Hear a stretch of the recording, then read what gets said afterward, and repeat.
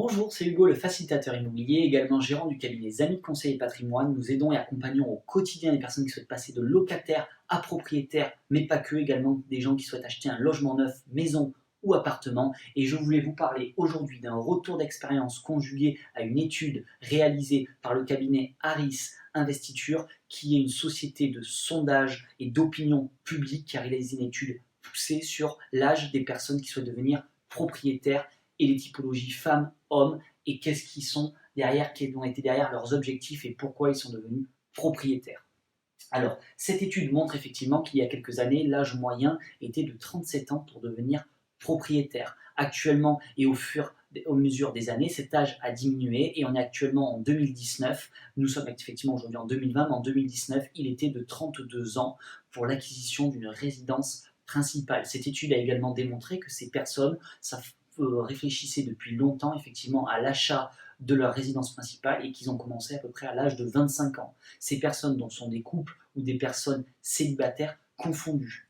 Nous sommes également, nous, rassurés et c'est surtout que nous sommes assez d'accord avec cette étude. Au fur et à mesure, nous, des clients que nous avons eus sur 2019, on retrouve vraiment des similitudes très poussées sur effectivement cette étude. Il n'y a pas l'âge, du moins je veux dire le montant global d'achat ou d'acquisition pour un logement. Nous avons vu que sur 2019, le montant est à peu près de 230 000 euros pour l'achat d'un logement neuf dans le neuf, que ce soit une personne en couple ou célibataire, dans le fait de devenir propriétaire et que c'était également plus porté sur des T2. Voilà.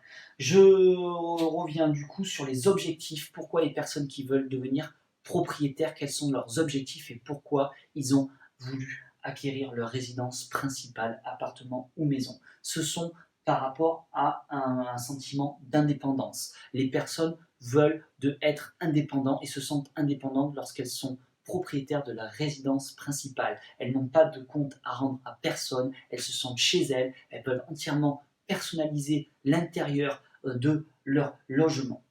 C'est également parce que ces personnes en ont marre de payer des loyers tous les mois et de jeter l'argent en quelque sorte par les fenêtres. Ce sont des montants qui sont assez importants, des loyers à 600-700 euros actuellement, et ces personnes en ont marre de ne pas avoir quelque chose qui leur appartient.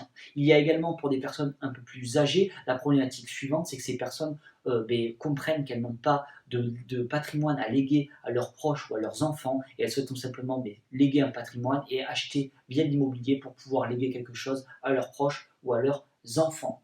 Il y a également quelque chose de très important qui est une preuve sociale. C'est effectivement un peu comme un succès, un succès, une preuve sociale. Les gens sont fiers de dire qu'ils sont propriétaires et en gros qu'ils ont une réussite sociale, qu'ils ont réussi par le biais de leur job, par le biais de leur situation, auprès de leur famille, auprès de leurs proches et qu'ils sont actuellement propriétaires.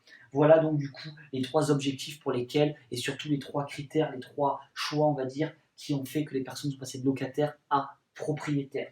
Il y a également d'autres critères à prendre en compte, notamment au niveau des opportunités qui ont pu se créer. Actuellement, notamment avec aujourd'hui en 2020, il y a des taux qui sont historiquement bas. C'est effectivement quelque chose qui peut venir faire changer la réflexion effectivement d'une personne ou d'un couple pour devenir propriétaire. Ça peut effectivement changer beaucoup dans la balance, effectivement, parce que vous pouvez emprunter beaucoup plus et peut-être acheter un logement qui avant ne pouvait pas vous correspondre et maintenant vous pouvez peut-être y accéder. Encore une fois, il faut étudier auprès d'un conseiller financier si vous êtes en capacité de pouvoir acquérir un logement, vous portez acquéreur et à quel montant et dans quelles conditions surtout. Il y a également, ce qui ressort de cette étude, ce sont les rencontres. Est-ce que vous connaissez quelqu'un autour de vous qui travaille dans le domaine, qui peut vous aider et vous accompagner parce que beaucoup de personnes ont peur des démarches et sont effectivement par définition aussi peut-être pas très engagées et assez, on peut dire, qui n'ont pas forcément envie de se prendre la tête, on va dire, et ça peut être l'occasion d'avoir quelqu'un avec un accompagnement et quelqu'un également qui a des bonnes affaires. On a vu également que des personnes qui connaissent auprès de des agents immobiliers, par exemple, qui sont à l'affût de bonnes opportunités, sont en capacité peut-être de leur présenter des produits qui pourraient les faire changer d'avis et les mettre dans une dynamique d'achat et de réflexion sur l'acquisition d'une résidence principale. Voilà, j'espère que cette présentation de tout l'écosystème qui pourrait porter la réflexion sur l'acquisition d'une résidence principale vous a aidé. Si vous avez des questions, n'hésitez pas à commenter cette vidéo, à la liker si vous avez aimé cette vidéo, à la partager si vous connaissez quelqu'un que ça peut intéresser. Et je vous invite à consulter les autres vidéos sur cette chaîne YouTube sur le thème de l'immobilier neuf. Je vous dis à très vite pour de nouvelles vidéos.